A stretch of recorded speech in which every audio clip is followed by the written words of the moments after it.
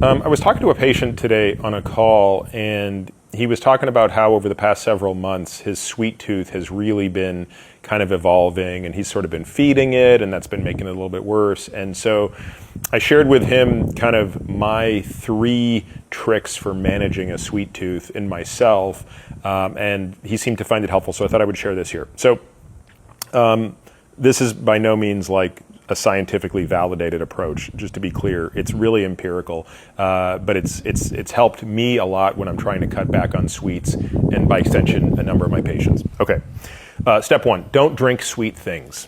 That means obviously don't drink sugary drinks, but it even means don't drink diet drinks. So in the short term, your brain doesn't really know the difference between a Coke and a Diet Coke. It does in the long run.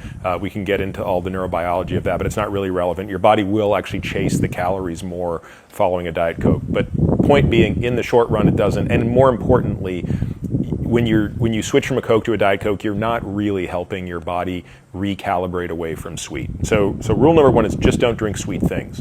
And that includes anything, even if you're having an alcoholic beverage. You know, if you're gonna have an alcoholic beverage, don't have it be some sweet, sugary margarita. Rule number 2 is lean into berries as your fruit. You know, my guess is that if we went back in time 10,000 years, fruit would look totally different. The way they are today, the way they've been bred, I think they've deviated sufficiently from that. But there's something about berries that is still kind of the right level of sweetness. So I think what you want to do is target a place where a raspberry is sweet. And so if you have a real sweet tooth and you go in the fridge and eat some raspberries, they're going to actually taste a little bit tart. And that's kind of a sign that you're probably over-calibrated on sweet. And so I would say, you know, continue to consume berries as your source of sweetness. Mix berries in with plain yogurt, throw in some almonds or something like that. It's kind of a great dessert. And rather than eating, you know, kind of sugary things or even higher sugar fruits. Again, I'm not saying there's anything wrong with higher sugar fruits. What I'm saying is if you're trying to dial down your cravings for sweet, this is a step. The third thing is leaning into dark chocolate.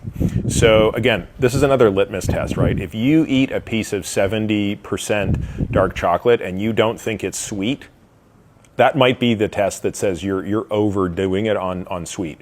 During periods of my life when I've been incredibly strict, which I'm certainly not at the moment, even 85 is too sweet. I would say for me right now, 85 is the sweet spot. The sweet spot I would define as you want to have a couple of pieces, but you don't need to eat the whole bar.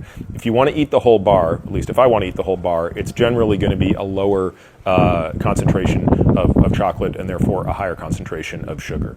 So basically, those are kind of my simple tricks. Besides the obvious, right? Like by definition, you're not leaning into eating junk food all day. But what are you substituting it for? It's moving your way up to, call it an 85% chocolate. It's titrating down into berries and just not drinking sweet things. And I tell you, you do this for a couple of months and all of a sudden you're going to recalibrate. And by the way, if you go back and eat something incredibly sweet, you're going to notice it. Again, am I suggesting everybody do this? Absolutely not. I'm suggesting this as a tool to help if you feel that your sweet cravings are out of control and it's leading you to eat an unnecessary amount of junk food.